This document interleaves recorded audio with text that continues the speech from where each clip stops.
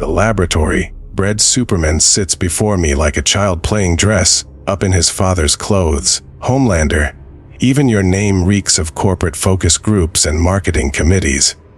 I ruled Latveria before you drew your first breath, yet here you are, wearing that gaudy costume and pretending you're anything more than Vought International's most successful product. Victor Von Doom, the tin-plated dictator who rules a country smaller than most American cities while dreaming of cosmic conquest. At least I earned my worship through actual superpowers, instead of hiding behind technology and empty threats. Your subjects bow because they fear your robots, not because they respect your strength. When did you last win a fight without relying on machines to do the real work? Worship manufactured by corporate propaganda and carefully staged public appearances. I have observed your approval ratings, your focus groups, your desperate attempts to maintain public adoration through increasingly erratic behavior. True power requires no validation from inferior minds. When did you become so pathetically dependent on the opinions of people you could vaporize with a glance? My public image is built on being the strongest, most powerful hero alive. Your public image is built on hiding your scarred face behind a metal mask and pretending you're more than just another failed scientist with mommy issues. That journalist was spreading lies about Compound V and endangering national security. Your face got burned because you couldn't follow simple safety protocols in college. My mask serves function over vanity. Your perfect face was designed in a laboratory to appeal to demographic studies and market research. I have conquered dimensions, defeated cosmic entities, and bent reality itself to my will. Your greatest achievement is selling breakfast cereal with your image on the box. You've spent 20 years getting your ass kicked by a stretchy scientist and his family, while I've actually protected America from real threats. Terrorists, supervillains, alien invasions.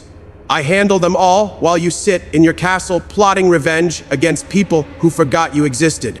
Richard succeeds through luck and the plot armor of being a supposed hero, not superior intellect. My conflicts with him have advanced science by centuries and protected Earth from threats he was too naive to recognize. Your undefeated record exists because Vought carefully selects your opponents and manages every encounter. When did you last face a genuine challenge that wasn't choreographed for cameras? I eliminate threats when elimination serves the greater good. But I also understand something you never learned. That power means nothing if people don't believe in it willingly. Your Latverian subjects worship you because they're terrified of what happens if they don't. My American fans worship me because I represent everything they wish they could be. Medieval tyranny that has eliminated poverty, crime, disease, and war from Latveria, while maintaining technological advancement beyond anything your corporate masters have achieved. Your visibility and accessibility are carefully managed illusions. How many times have you killed civilians during your tantrums when the cameras weren't rolling? How many cover-ups has Vought orchestrated to protect your image? Being loved proves that I've transcended the limitations of fear-based leadership. Anyone can be feared. Monsters, dictators, natural disasters. Only something truly special can be genuinely loved by millions of people simultaneously. Your fear-based leadership works until someone stronger comes along to challenge it. At least I don't pretend to be humble while demanding absolute obedience. You sit there in your armor acting like some noble philosopher, king, when you're just another megalomaniac who can't handle criticism or opposition. The Beyonder, Galactus, cosmic entities, they all see you as the same petty tyrant playing with toys too big for his understanding. Speaking of lasting loyalty, your own son turned against you and joined the Future Foundation with Reed Richards. Your heir apparent chose your greatest enemy over your teachings. My relationship with Ryan may be complicated, but he's never publicly rejected everything I represent. How does it feel knowing that your own bloodline considers you a failure worth abandoning? Your tantrums over negative press coverage and social media criticism reveal the emotional instability beneath your manufactured perfection. A true leader rises above petty concerns about public opinion polls and approval ratings. When Galactus threatened Earth, I negotiated as an equal. When terrorists threaten America, you pose for photo opportunities, while others handle the actual solutions.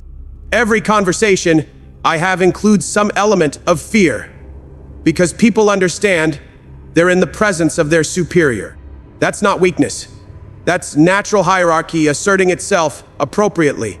Your alliances with cosmic entities always end with them betraying you or abandoning you when your usefulness expires. Even the demons you bargain with eventually get bored and move on to more interesting partners. Hope that evaporates the moment your true nature reveals itself through violence and narcissistic rage. The American dream has become a corporate marketing campaign designed to sell products and maintain consumer compliance. At least European aristocrats earned their positions through centuries of breeding and education. You earned yours through laboratory accidents and chemical manipulation. Cosmic order doesn't matter if you can't protect your own planet from basic human problems. Your dimensional catastrophes are theoretical threats that most people never see. My television ratings represent millions of real people who trust me to keep them safe from actual dangers they face every day. Your 7 teammates fear you more than they respect you. A train overdoses on Compound V, trying to keep up with your expectations. The Deep hides in shame after you mock his aquatic abilities. Queen Maeve drinks herself into numbness dealing with your tantrums. What kind of leader surrounds himself with broken people and calls it a team? Your people trust you because they don't have any other choice. Take away your robots, your castle, your technology, and you're just another scarred dictator who can't inspire genuine loyalty. Take away my powers, and I'm still someone people would follow because of who I am, not what I can do to them. Which type of leadership actually demonstrates personal charisma?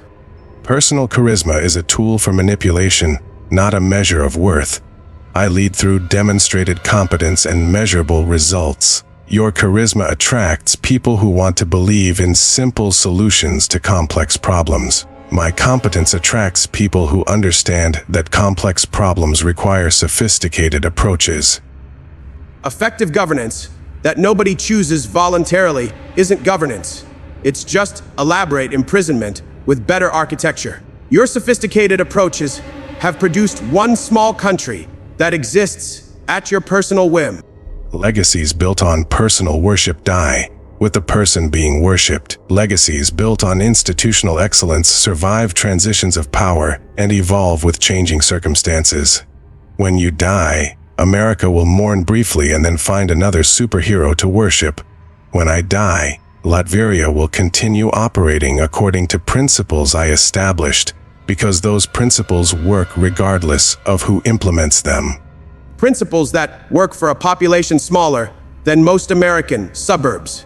Scale up your methods to 300 million people and see how long your institutional excellence lasts when it meets real diversity of opinion and genuine political opposition. Vought International manages your public image, while you provide the spectacle they require for profit maximization. You are not leading America. You are starring in a performance designed to keep Americans passive, while others make actual decisions about their futures. And you're not leading Latveria. You're micromanaging a theme park designed to stroke your ego while the real world moves on without you. We're both prisoners of our own success, Victor.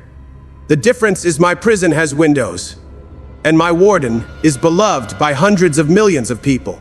Your prison has walls you built yourself in a population that dreams of escape, which sounds more like actual victory to you.